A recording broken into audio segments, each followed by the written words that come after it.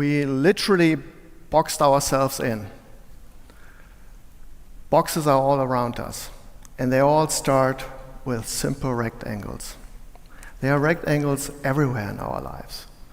You know the 2D versions of rectangles: a school book, a sheet of paper, a smartphone. Not to forget, our view to the outside world goes through a rectangle. We call it a window or a door. We even created 3D versions of rectangles. Those we call boxes. So look at your desk or your workplace. Look at the space you spend the night in. Look at your house, your stove, your fridge. Look at the shapes of modern buildings. Look at container boxes covering the world. Look through all your windows. Look at the folders on your computer screen. Once you know it, you will see them everywhere. Boxes and rectangles are powerful tools. They are comforting, they have symmetry, they have boundaries, they give you structure. They are really efficient. We can connect them without wasting space, minimizing chaos. We have gotten so used to our rectangular world of boxes that we even have become afraid to step out and let our mind run free. So, living in a box became our comfort zone. And being in your comfort zone creates an autopilot life. The autopilot life may be a great one. Nice job, house, money. But autopilot lives are not exactly known for their creativity or innovation. Until 10 years ago, I was living an adult life in my own series of comfortable rectangles. I was working as an attorney for corporate law, and I was surrounded by rectangles. Full calendar boxes, computer screens, spreadsheets. In short, a functioning professional life with smart moves, following routines, exploiting my experience. I was financially secure and I would say well organized. But something felt missing. My inner autopilot had driven me into a world I did not feel I fully belonged to. My box felt empty from the inside. Much too harsh, too clean, too unwelcoming, sometimes even aggressively cold. So my whole life had become like a square tunnel of efficiency. And I started realizing I wanted more. Since childhood, I loved to paint, build, create crazy concepts all day long. I invented new games every day. I remember how my wild imagination could overcome boredom in a minute. So I made my juvenile passion my adult profession. And art became my full-time job. As an artist, I'm challenged to stay outside of the box and find a steady stream of inspiration. And I've learned none of us can rely on being kissed by the muses for inspiration. Of course, it's nice if you get kissed by the muses. That is the way the ancient Greeks believed to get inspired. But that is by far not the only way. In fact, if you rely on that, you might be waiting forever. So I can share with you an artist's little secret. There are 3 switches inside of our mind that we can all turn on as sources of inspiration. We call them contemplation, identification, and irritation. So let me start with contemplation. Contemplation is our ability to connect ourselves with nature. And contemplation recalibrates all our strength. And the crazy thing is, you don't find any rectangles in nature. Wherever you go, you see natural life is not built on rectangles. In fact, it's almost impossible to find rectangles in nature. So I told to myself, if somebody asks you to think outside of the box, maybe nature is a good place to start with. So make nature part of your life. Start urban gardening. Collect seeds and spread them. Watch them grow. create front gardens where there were none. Feel the flower power and give away their presence, if only for just a moment. Don't hesitate to plant wild paintings of nature inside of your house. And even unattractive office floors can become a space for contemplation. Nature can turn an old box into magic. Nature can help you dream. Nature can reach you anywhere. Just look to the sky and breathe. The second switch I want to talk about is identification. Turning on the identification switch means finding ourselves in our surroundings.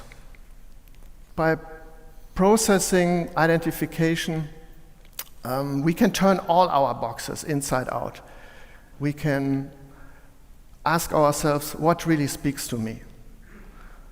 We can ask what still speaks to me. Maybe there are parts of ourselves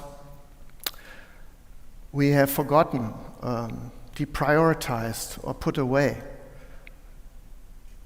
Maybe parts of us that were vibrant, creative, and fun. Identification is able to put our creative self back into the saddle. And people are not the only ones who need to practice identification. Companies need to do that too. So we work together with corporations and perform what I call a treasure hunt. We look for treasures they can identify with. We look at written of potential and hidden assets. We even look at their waste. We look at unused spaces, especially spaces and boxes people feel are too ugly to work in. Because, as you can see, identification can grow from basically anything. Old umbrellas can turn a regular chair into an iconic piece of identification. And old layers of paint, uncovering them, can reveal a chair's past lives and create a very fresh and modern look. Or deranged fish factory items can become sustainable seating. Defunctioned old German telephone booths became places for new ideas.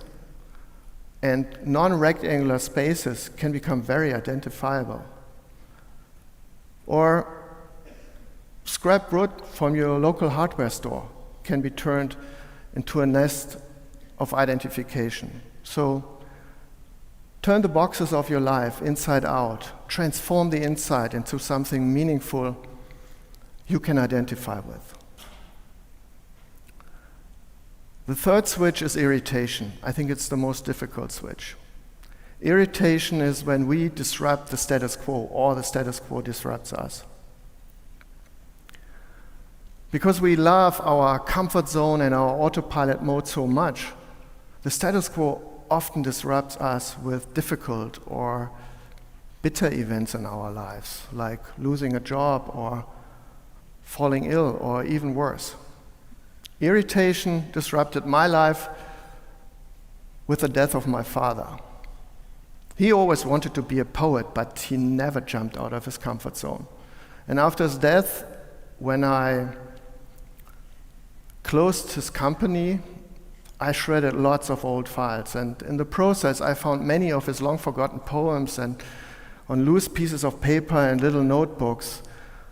And it was clear he loved writing, but he himself and his poems never left the boxes. At that time, I was a lawyer I was talking about earlier.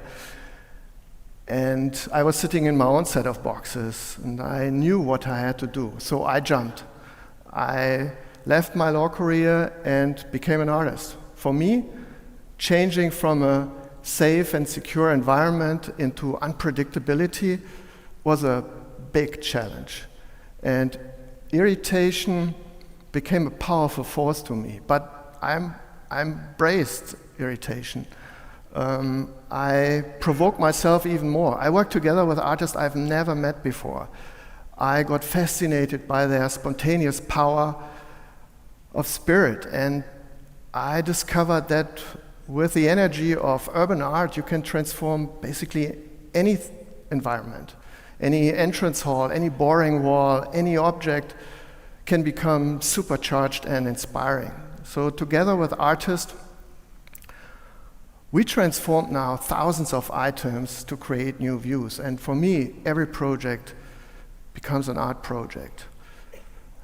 And irritation can start just with a different scale. And with a little trick, even a rocking chair can suddenly talk. Or give you a cool ride at your breakfast bar, you know? And if you want your guests to wonder who is living there, just get a new doorbell. Or what about painting a shady place radically new in the color of hope? We created during COVID a project with 3,500 helping hands, aged 8 to 80, using 7 million sustainable ironing pearls, and used it in an extraordinary way. And as you can see, any cold white cube can be transformed with the power of street art. So spaces are interfaces, irritating your surroundings. Even old ski lifts can become new meeting points or telephone booths. Disruption really has a sweet side if we instigate it. We can disrupt our status quo even with a short vacation. Maybe you can start by walking to work every day on a new road. Thinking outside of the box is not a gift, it's a muscle, and we can train that muscle by practicing those 3 switches on a regular basis. So let me wrap up. As we all know, life has more to offer than functioning boxes and smart rectangles. There's tenderness, there's sweetness, there's juiciness, there's softness, there's passion, there's excitement. There are many things that cannot be constructed with pointy rectangles and efficient boxes. And it's not all that hard to let creativity into our lives if we recognize the rectangles boxing us in. So do not become a prisoner of your boxes. Play with them. Contemplate, identify, and irritate. And please, give a kiss of inspiration to yourself and to the people you care for. Thank you.